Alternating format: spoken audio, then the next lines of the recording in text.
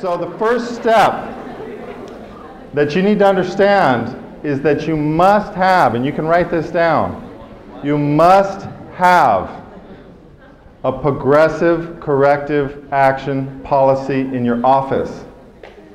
Write it down. Progressive corrective action. Sometimes it's been called progressive discipline. So you have to have a progressive corrective action procedure in your office, and you got to write it down, and you got to tell people about it, and then you got to do it. So let's do it. I'll give it to you right now. You guys can go home and put this in. What's step number 1? What's that? A verbal. Great. So if somebody does something wrong, even if it's just saying your name wrong, or just saying the wrong line when a client or patient walks in the door, you got to tell them. So the step 1 is a verbal. You can call it a warning, but I don't call it a warning. A warning makes it sound like you got a ticket from the cop, you know. It's not a warning, it's just feedback. So verbal feedback. I'm going to tell you if I see something that's not happening right. I'm just going to tell you. It's called verbal. That's step 1. So step 1, communicate. What's step 2? Coach, yeah, how are we going to do it?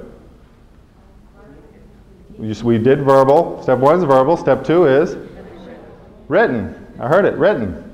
Yeah, we're going to write it down. Now, what does writing do? It gives concrete. Yeah, it does something, doesn't it? When we write it down, doesn't it make it more real? Doesn't it put it into reality in a different way than just talking about it?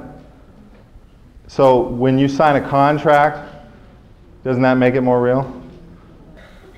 And what's step 3? What is it? Buy? No, step 3 is not buy. Step 3 is something called an affirmative agreement.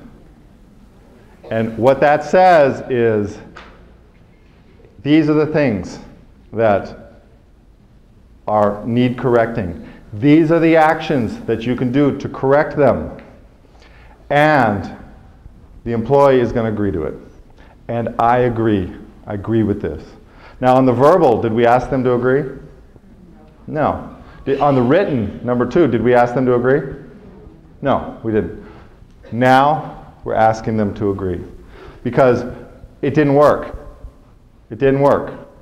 If we got 2 steps into it and it's still, we have to go to step 3, it means we need more of a commitment on their side. Back to the micro-lending. You've got to get an agreement. Which is why it's so critical that when you first hire your process, agreement is part of the process. You want to actually tell them up front, look, this is the way our office runs. We do this, we do this. Is that something that you can do? And you don't do that on the first day at work. You do that on the interview. You do that before they hire you. And how do you do that? With a job description that is written down. A specific job description. How many people have written descriptions for their office?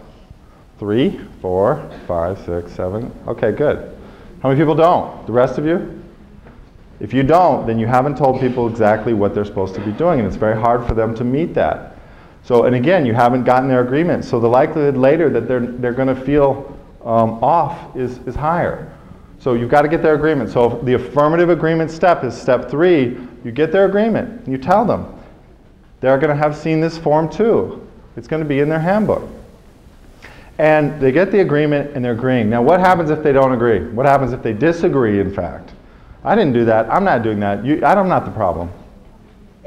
What do we do then? Yeah, step 4. Step 4 immediately. We go right to step 4. And what's step 4? Firing. That's right, termination.